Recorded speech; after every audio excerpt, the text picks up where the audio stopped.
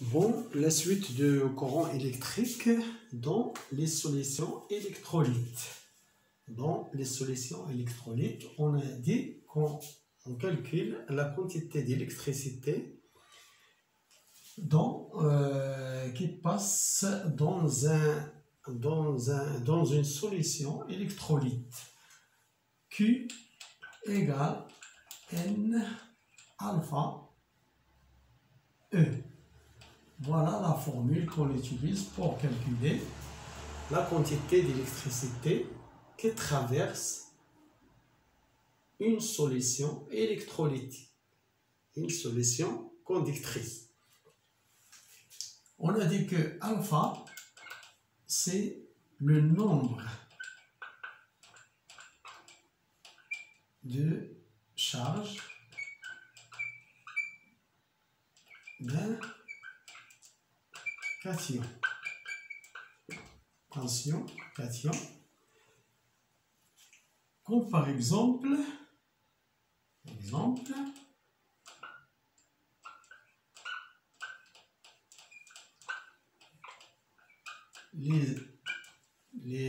ions Na+, c'est cation. Dans une solution de chlorure de sodium, chlorure de sodium, c'est le sel utilisé. Na+, il a un seul charge, c'est-à-dire alpha égale 1. Par exemple, ça c'est pour le chlorure de sodium, Na+, Cl-. Par exemple, Ca2+, SO4, 2-, pour la solution de sulfate de cuivre 2, alpha, le cation, Na+,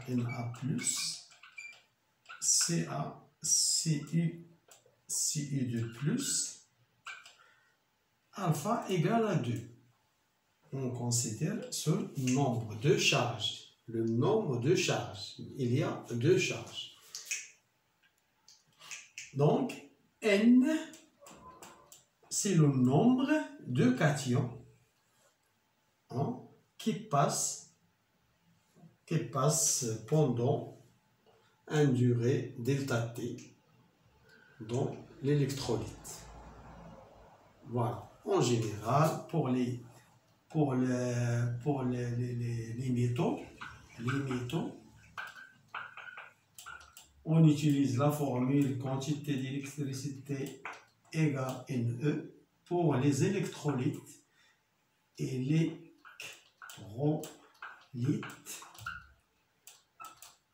Q égale N alpha E. Et là, on ajoute alpha et on voit le cation. S'il a 2 charges, il faut mettre alpha égale à 2. S'il a 3 charges, 3+, je vais mettre 3. Bon, merci pour votre attention. Il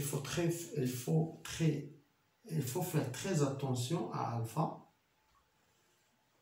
Et on va passer à l'intensité du courant électrique.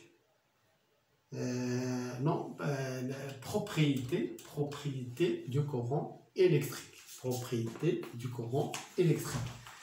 Les propriétés du courant électrique, elles sont 2. Par exemple, le courant électrique dans un circuit, le courant électrique dans un circuit en série. Dans un circuit en série, c'est-à-dire à la tawali. On considère générateur plus ou moins. Par exemple, il y a L1, L2 deux lampes montées en série. Par exemple, on met un ampérimètre ici, un autre ici, on appelle A2 par exemple, ici, un autre, on monte 3 ampérimètres dans ce circuit. On constate que, on sait que I sort de I, I sort de plus, va vers le moins. Et un circuit. On constate que l'ampérimètre A indique de 0,2 ampères. L'ampérimètre A1 aussi indique 0,2 ampères. L'ampérimètre A2 indique aussi 0,2 ampères. C'est-à-dire que tous les ampérimètres indiquent la même intensité. Et c'est ça la première propriété du courant électrique dans un circuit électrique. C'est-à-dire, il a la même intensité dans tous les points de circuit en série. Dans chaque position, on va trouver la même valeur. Si on le monte ici ou ici, dans tous les points de circuit. Donc, première propriété, le courant électrique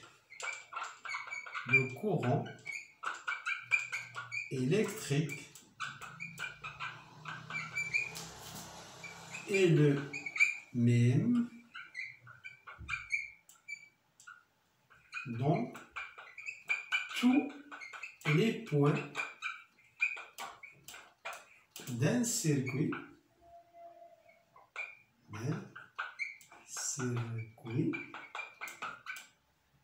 en série. Un circuit en série. Elle est constante. I est constante dans tout le circuit. Maintenant, on va à la deuxième propriété, c'est l'intensité. L'intensité dans un circuit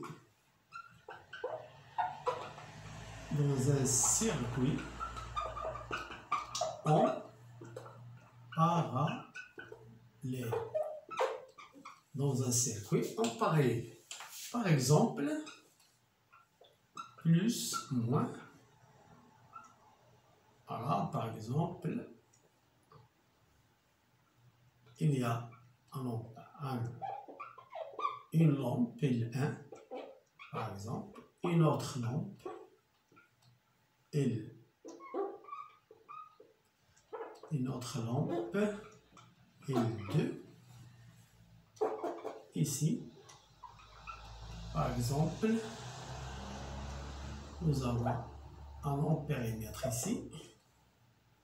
Par exemple, on va changer les bornes. Le courant sort de plus, circuit. Ici, on l'appelle un nœud. Un nœud, c'est un nœud. Ici, par exemple, le courant qui va par cette branche, c'est E2. Le courant qui circule dans la branche dans L1, c'est E1. Si on monte un ampérimètre A1 ici et un autre ici, pour mesurer l'intensité I1, celui-là va nous mesurer I2. Voilà. Par exemple, on trouve 0,2 ampères ici, 0,2 ampères ici. Ici, on va trouver cet ampérimètre indique 0,4 ampères. On constate que 0,4 ampères égale 0,2 ampères plus 0,2 ampères. Enfin, en général, on met I égale I1 plus I2. C'est ça qu'on appelle la loi des nœuds.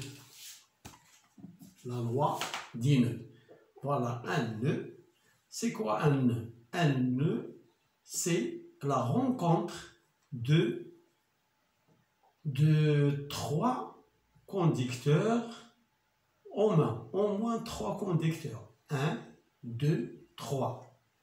Ça, c'est un nœud. Au moins 3 conducteurs. Et 1, et 2, et 3 par exemple. Au moins 3 conducteurs. Un nœud, c'est un point où se rencontrent au moins 3 conducteurs. Par exemple, celui-là, ici, ce n'est pas un nœud parce qu'il y a seulement 2 conducteurs. Donc, la deuxième propriété, c'est la loi des nœuds. La loi des nœuds. La loi des nœuds, c'est ما يسمى بقانون العقاد. قانون العقاد. عقدة قانون العقاد. Par exemple, la loi des nœuds, c'est la somme des intensités entrant dans un nœud égale la somme des intensités sortant dans un nœud. Voilà, c'est la loi des nœuds. Entrant, dakhila, sortant, kharija. C'est-à-dire, voilà un nœud, par exemple, voilà E1, E2, par exemple, E3, E4, E5, par exemple. Voilà le nœud. Bon, on applique la loi des nœuds à cette nœud, à ce nœud. I entrant, I entre, 1, plus I5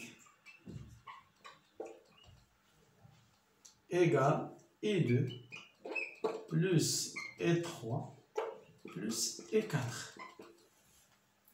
Voilà, c'est la loi des nœuds par ce nœud-là. Comme par exemple, on ne connaît pas I1, on va savoir quel est I1. Par contre, on connaît par exemple I2, I3, I4, par exemple, I4 égale 0,005. Là, on met seulement 0,1, 0,12 ampères. Si par exemple I1 égale 1 ampère, I5 par exemple égale 2 ampères, on cherche maintenant, on ne connaît pas I1, c'est I1 qu'on cherche, I5 c'est connu, et donc on met I1 égale I2 plus E3 plus E4 moins I5. I2, 0,5, application numérique, 0,5 plus E3, 0,1 plus E4, 0,12 moins I5.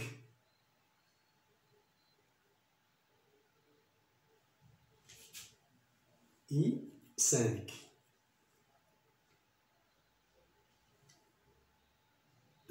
Ici, I5, c'est un peu plus grand, mais seulement 0,5, par exemple, moins 0,5. Voilà, 0,5 avec 0,5, c'est parti. 0,1 plus 0,12, c'est 0,22 ampères. Voilà. Il ne faut pas, si j'ai mis ici 2, l'intensité, c'est négatif. L'intensité est toujours positive. On ne peut pas mettre l'intensité négative. 0,22 ampères. Voilà, c'est tout ce qu'il y a pour le courant électrique. Et merci pour votre attention.